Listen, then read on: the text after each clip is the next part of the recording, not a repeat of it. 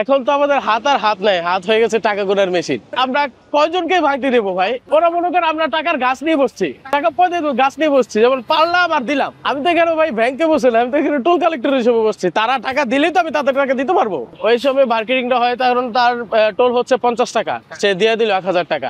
একটা গাড়ি, দুইটা গাড়ি, 10টা গাড়ি ভাঙতি দেওয়া হয়। যখন আমার কাছে শেষ হয়ে যায় তখন আমি কিভাবে দিই, এটাই যখন তাকে বলা হয় যে আমার কাছে ভাঙতি নেই, আপনি ভাঙতি দেন, তখনই তার সাথে আমার মার্কেটিংটা হয় যে কেন আপনি ভাঙতি দিলেন না।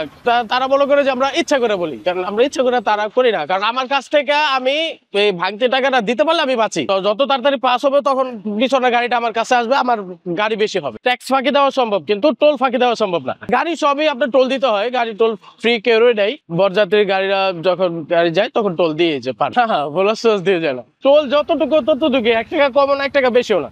বর্তমান মুক্তাপুর ব্রিজ যে দেয় প্রশাসনিক ডিপার্টমেন্টের স্যার, টোল টাকা দিয়ে পার হয়েছে। টোল ফাঁকি দেওয়া মানে ট্যাক্স ফাঁকি দেওয়া। একমাত্র শুধু আমরা টোলটা অনেক সময় রাখি না যে অ্যাম্বুলেন্সের কাছ থেকে অনেক সময় গাড়ি টোল না দিয়েও চলে যায়, ওইটা নিজের অফিস থেকে নিজের বাড়ে আসে।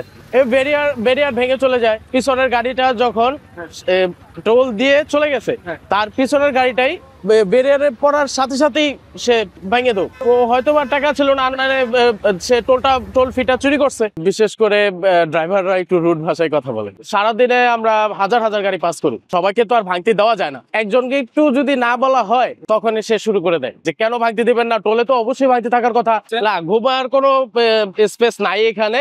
টোলে সব সময় আপনার জেগে থাকতে হবে, এটাই আমাদের ডিউটি। 3টা শিফট চলে, 8 ঘন্টা করে। একজন দুইজন সারাদিনে একটু এক্সট্রা থাকে, যেমন এই যে একজন বাইরে দাঁড়ানো, সে একটু এক্সট্রা আছে আমাদেরকে একটু সাপোর্ট দেওয়ার জন্য, সে বাইরে দাঁড়ায় আছে। প্রত্যেক শিফটে দুইজন একজন করে থাকে, এক্সট্রা থাকে আমাদের সুবিধার জন্য। অনেক সময় দেখলেন আপনি একটু হাঁপসে গেছেন, তখন এই যে এক্সট্রা লোক বাইরে বসে আছে, ভাইয়া একটু আমার একটু সাপোর্ট দেন, তো সে বাইরে থেকে আমাকে এসে 10-15 মিনিট সাপোর্ট দিল। আমি একটু বাইরে থেকে হাইটে হাইটে করে আসে আবার আমার সিটে বসে পড়লাম। অনেকে বলে যে বাবা আমার কাছে টাকা নাই, ভাইয়া আমার কাছে টাকা নাই, বা 1-2 টাকা কম আছে, একটু রেখে দাও, ছেড়ে দাও। হ্যাঁ, তাদের কথায় বোঝা যায় যে তারা ভদ্র মানুষ। আমাদের এক এক গাড়িতে এক এক টোল। তো অনেক সময় একটা বড় গাড়ির টোল ধরেন 600 টাকা, তা আমি কম্পিউটারে ডাটা এন্ট্রি করে ফেলেছি 250 টাকা। তো আমার কোম্পানি আমার কাছ থেকে কিন্তু 350 টাকা পায়, কারণ আমি আমার বড় গাড়িটা আমি 600 টাকা ক্যাশে রাখছি।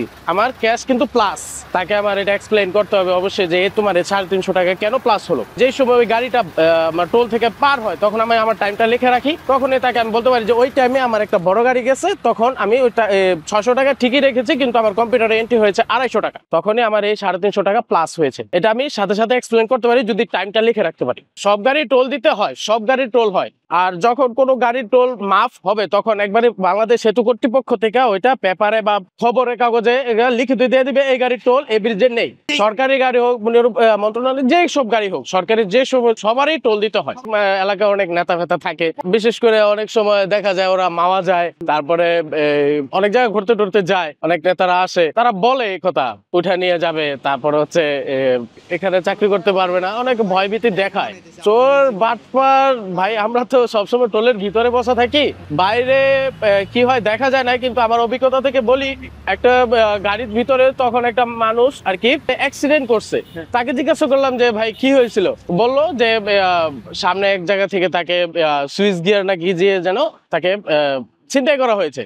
সে একা একা আসতেছিল, তখনই তাকে ছিনতাই করা হয়েছে। সকালবেলায় গাড়ির চাপটা বেশি হয়, তখন আপনার একটা লাইন বন্ধ করলে তখন অনেক চাপ পড়ে যায়, এক লাইনের উপরে চাপ পড়ে যায়, হজবরল সৃষ্টি হয়ে যায়। আর সারাদিন অনেক চাপ যায়, অনেক 1000 গাড়ি, প্রায় হাজার হাজার গাড়ি চলাচল করে, ছোট গাড়ি বড় গাড়ি, এক এক সময় এক এক সমস্যা ফেস করতে হয়। শিক্ষার শেষ নাই, এখানে অনেক অভিজ্ঞতা প্রয়োজনও হয়, আবার এখান থেকে অভিজ্ঞতা হয়ও। অনেক সময় একটু এদিক সেদিক হলেই ওইটা অনেক জ্যাম চলে যায়, অনেক দূর পর্যন্ত জ্যাম চলে যায়। আমাদের হাতগুলো থেমে গেলেই অনেক জ্যাম চলে যায়, জ্যাম হয়ে যায়, হাত থামলেই জ্যাম হয়ে যায়।